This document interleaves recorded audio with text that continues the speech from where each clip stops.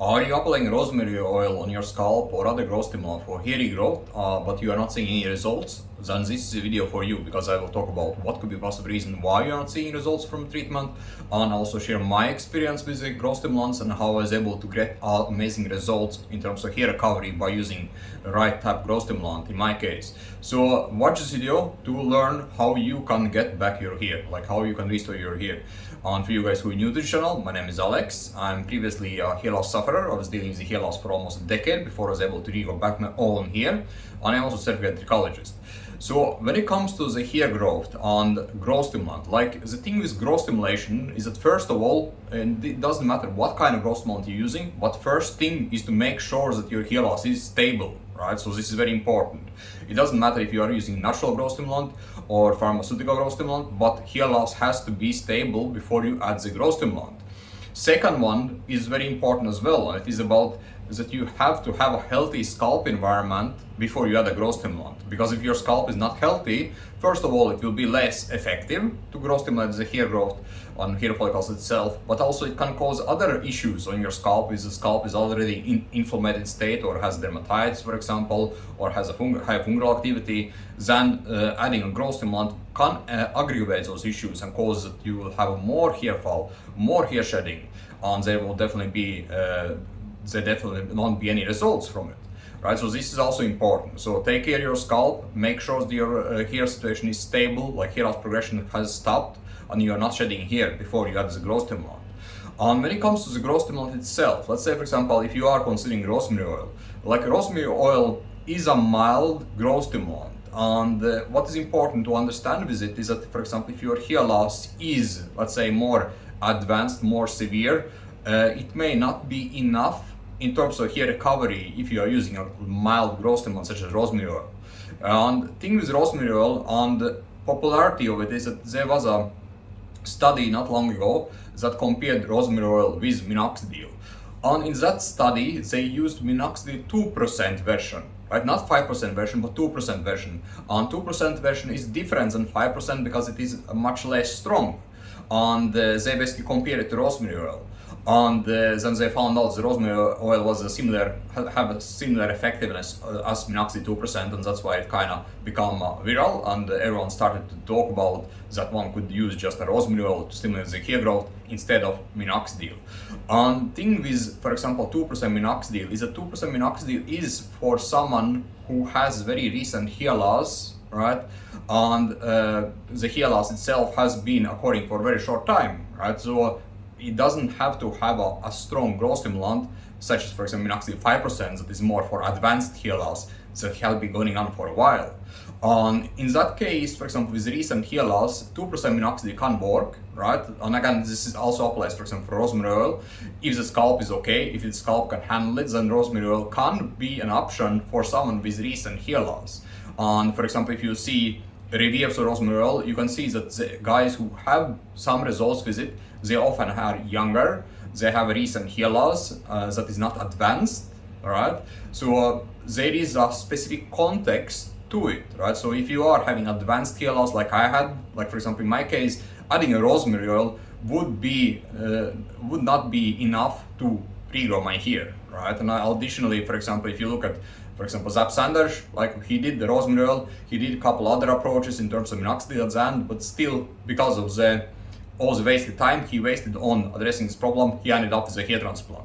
So if you don't want to end up as Zap Sanders and do a hair transplant at the end of it, after all efforts of trying to regrow your hair, trying to reactivate the follicles, then you need to select right approach to your problem, right? You need to select right growth stimulant to the hair loss issue you're having. Because if you select the wrong one, you just waste the time and there won't be any results, or there will be results, but they will not be like a significant results, like they will not be full recovery, full set of hair, like what should be our goal, having a full set of recovery of the hair by using a growth stimulant. So to summarize it, if your hair loss is recent, and by recent I mean last 6 months or 2 to 12 months, like in less than a year, then adding, for example, a natural growth stimulant such as rosemary oil or topical niacin, for example, can be an option that can be sufficient to recover the hair, right? Assuming that your scalp is actually okay, in a good state to be able to handle that kind of growth stimulant, right? Because sometimes scalp can be very reactive